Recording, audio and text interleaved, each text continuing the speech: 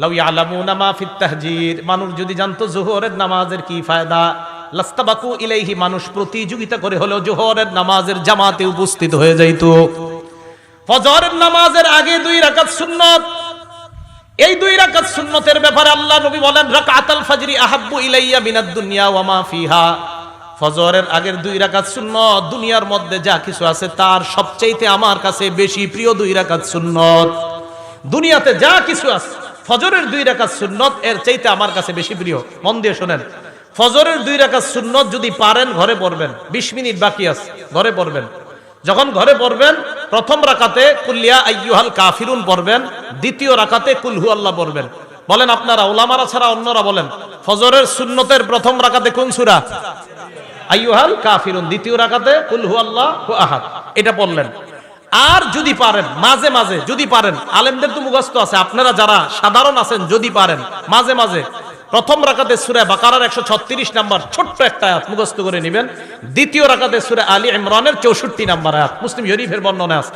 প্রথম রাকাতে সূরা বাকারার 136, দ্বিতীয় রাকাতে সূরা আলী ইমরানের 64 নাম্বার আয়াত ফজরের সুন্নতের প্রথম এবং দ্বিতীয় রাকাতে পড়বেন। আর বেশিরভাগ সময় প্রথম রাকাতে কুল ইয়া আইয়ুহাল কাফিরুন, দ্বিতীয় রাকাতে কুল হু আল্লাহ। নবীজি মসজিদে আসছে, আসার পর দেখে এক ব্যক্তি সুন্নত পড়তেছে, তো ওই ব্যক্তির কেরাতের আওয়াজ হালকা নবীজির কানে আসছে। নবীজি শুনতে পাইল ওই ব্যক্তি প্রথম রাকাতে পড়তেছে কুল ইয়া আইয়ুহাল কাফিরুন। আল্লাহ নবী বললেন হাদা আব্দুন আরাফা রাব্বা। আল্লাহ নবী যখন শুনলেন এই ব্যক্তি ফজরের সুন্নতের প্রথম রাকাতে কুল ইয়া আইয়ুহাল কাফিরুন পড়লেন, নবীজি বললেন এই ব্যক্তি এমন এক বান্দা যেই ব্যক্তি তার রবকে চিনতে পেরেছে, যেই ব্যক্তি তার রবকে চিনেছে। তো নবীজি দাঁড়ায় রয়েছে। এবার ওই লোকটা দ্বিতীয় রাকাতে বললেন কুল হু আল্লাহু আহাদ। আল্লাহ নবী বললেন হাদা আব্দুন আমানা বিরব্বি, এই ব্যক্তি তার রবের উপর পরিপূর্ণ ঈমান আনছে। তাহলে প্রথম রাকাতে কুল ইয়া আইয়ুহাল কাফিরুন, দ্বিতীয় রাকাতে কুল হু আল্লাহু আহাদ। এবার ফজরের সুন্নত পড়লেন, পড়ার পর আপনি বাসায় বসে আছেন, তাকায় দেখেন ঘড়ির মধ্যে এখনো 15 মিনিট বাকি। তখন আপনি কি করবেন? আরবিটা প্রথম বলি, ওলামায়ে কেরাম তো আরবি মনে রাখতে পারবে, আপনারা পরে বাংলাটা বলতেছি। নবীজি বলতেন, ফাতুল বারীতে আসছে, আল্লাহুম্মা রাব্বা জিবরাইলা ওয়া রাব্বা মিকাইলা ওয়া রাব্বা মুহাম্মাদিন সাল্লাল্লাহু আলাইহি ওয়াসাল্লাম আউযু বিকা মিনান নারি সালাসা মাররাত। নবীজি আল্লাহর দরবারে দোয়া করতেন, হে জিবরাইলের রব, হে মিকাইলের রব, হে মুহাম্মদ সাল্লাল্লাহু আলাইহি ওয়াসাল্লামের রব, আমি আপনার কাছে জাহান্নাম থেকে পানাহ চাই। নবী এই দোয়াটা 3 বার করতেন।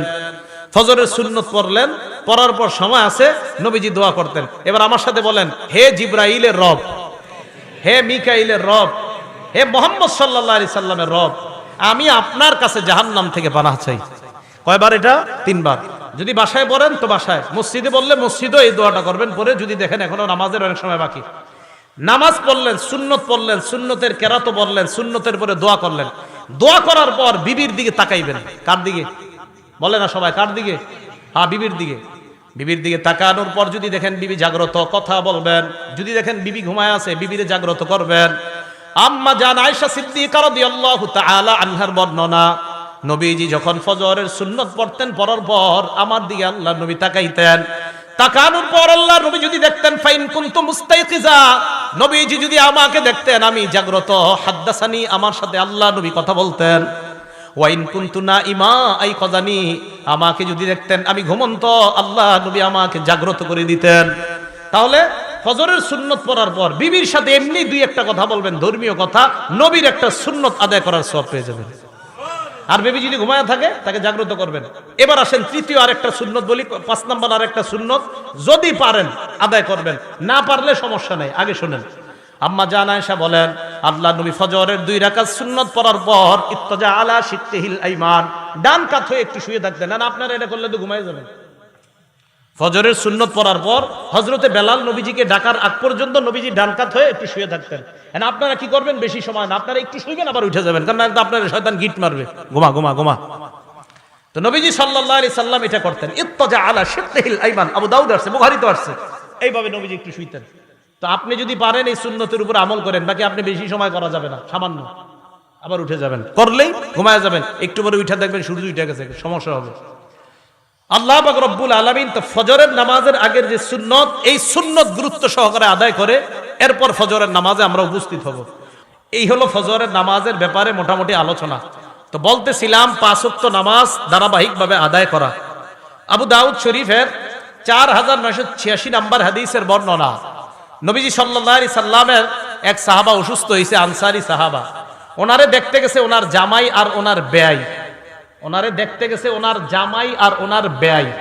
জামাইর নাম আব্দুল্লাহ রহমতুল্লাহি আলাইহি। উনি বলেন, ইনতালাকতু আনা ওয়া আবি ইলা সিহরিন লানা মিনাল আনসার। আমি আর আমার আব্বা আমার আনসারী শ্বশুর বাড়িতে গেলাম। নাউদুহু, অসুস্থ শ্বশুরকে দেখতে গেলাম। যাওয়ার পর আমরা তার সামনে বসা, হাদারতিস সালাহ, নামাজের সময় হয়ে যায়। অসুস্থ ব্যক্তি পরিবারের একজনকে ডাক দিয়ে বললেন, ইতুনি বিল উযু লিউসাল্লিয়া ফাস্তারিহা। ওযুর পানি আনো, ওযু করে আমি নামাজ পড়ার মাধ্যমে আমি প্রশান্তি অর্জন করতে চাই। আমরা তাকে বললাম, আপনি অসুস্থ, এই মুহূর্তে নামাজ না পড়লে হবে, একটু পরে পড়েন। সাহাবা জবাব দিলেন, না না, নামাজ পড়ার মাধ্যমে আমি প্রশান্তি অর্জন করতে চাই। সামিআতু রাসূলুল্লাহি সাল্লাল্লাহু আলাইহি ওয়াসাল্লাম ইয়াকুল, আমি আল্লাহ নবীকে বলতে শুনলাম, নবীজি হযরত বেলালকে বলছে, বেলাল কুম ফাকিম ফারিহনা বিসসালাহ। বেলাল তুমি দাঁড়াও, ইকামত দাও, নামাজের ব্যবস্থা করো, নামাজের মাধ্যমে আমাদেরকে প্রশান্তি হওয়ার ব্যবস্থা করে দাও। তাহলে মুসলমান নামাজ পড়বে, কারণ নামাজ প্রশান্তির কারণ। গাছে গাছে লিখে দিবেন নামাজ প্রশান্তির কারণ। কারণ একদল লোক বের হয়েছে যারা টেলিভিশনে, ইউটিউবের মধ্যেও বিভিন্ন খানকা থেকে অ্যাডভারেজ দেয়। আপনি হতাশায় ভুগছেন, তা আমাদের খানকায় আসেন, 15 দিন থাকেন, 1 মাস থাকেন, ভালো হয়ে যাবেন। আপনারা গাছে গাছে লিখবেন, হতাশায় ভুগছেন, মসজিদে আসেন, হতাশা দূর হয়ে যাবে। নবীজি সাল্লাল্লাহু আলাইহি সাল্লাম বলছে, ফারিহনা বিসসালাহ, নামাজের মাধ্যমেই প্রশান্তি।